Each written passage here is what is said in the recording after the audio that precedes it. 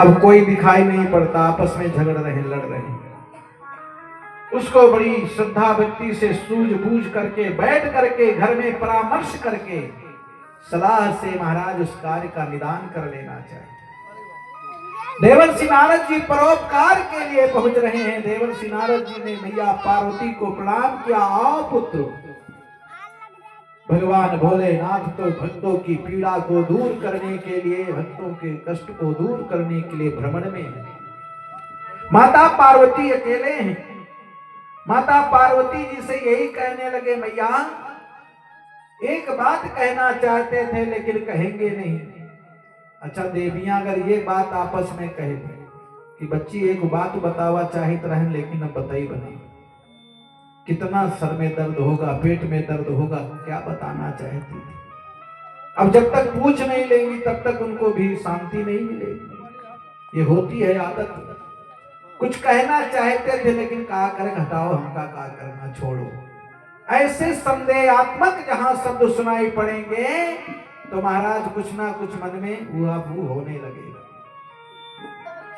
देवर्षि नारद जी कह रहे हैं कि कुछ कहना चाहते लेकिन छोड़ो, क्या करना, बड़े घरों की बातें हैं। अरे पुत्र बताओ क्या कहना चाहते हो। कोई बात नहीं, जब पीछे पड़ ही गई हो तो मैया सुनो, भगवान भोलेनाथ भी आपसे ज्यादा वो किसी से प्रेम करते हैं। देवर्षि नारद जी ने ये बात बताई, कहा आपसे भी वो ज्यादा किसी से प्रेम करते हैं। अच्छा पत्नी चाहे जैसी हुए, देवियों के 3 रूप होते हैं। जब देखा सुनी का नंबर आता है ना तो चंद्रमुखी बनती है, बड़ी सुंदर है। और जैसे ही विवाह हो गया सारी व्यवस्था बदल गई, क्योंकि आज के समय में देख ही रहे हो क्या व्यवस्था, चाहे जैसे हो लेकिन रात में इतनी लाइट लगा दिया जाता है और इतनी व्यवस्था बना दिया जाता है, पता नहीं क्या क्या लगा दिया जाता है शरीर पे, कि महाराज लोग देखने के लिए एक दूसरे की बड़ी बड़ी एलईडी टीवी लगवा देते हैं कि जो भी जहां रहो वहीं से देखो। और जो लोग बेचारे जयमाल के समय तो एड़ी उठाए के देख ही रहे, कुर्सी पे चढ़ के देख ही रहे। हे भगवान क्या स्थिति है, ये क्या व्यवस्था है। क्यों? बोले चंद्रमुखी हैं।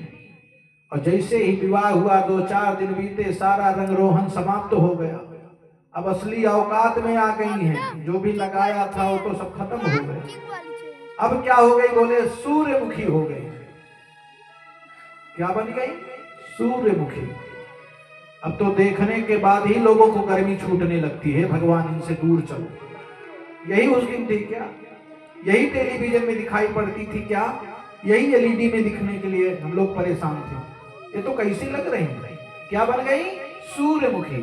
और सूर्य के सामने ऐसे भी बहुत तेज होता, प्रकाश होता, कौन सह सकता है। अच्छा जब कभी आपस में बातचीत बनी बिगड़ी तो बन गई ज्वालामुखी। बोलिए ज्वालामुखी मैया की। अच्छा ज्वालामुखी कब बनती? जब सासू से झगड़ा करने का नंबर आता है, बालों को बाहर कर लेती है।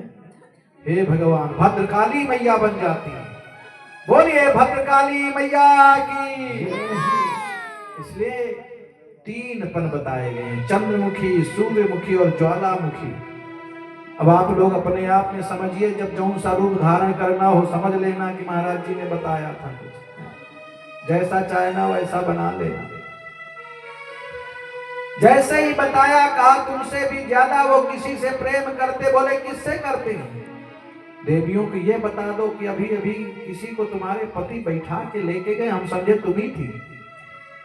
पहुंच नहीं पाएंगे महाराज, ऑपरेशन चालू हो जाएगा उनका। वीडियो कॉल करो, ये कॉल करो, वो कॉल करो, दिखाओ कहां हो, कैसे हो। क्या स्थिति, विश्वास नहीं।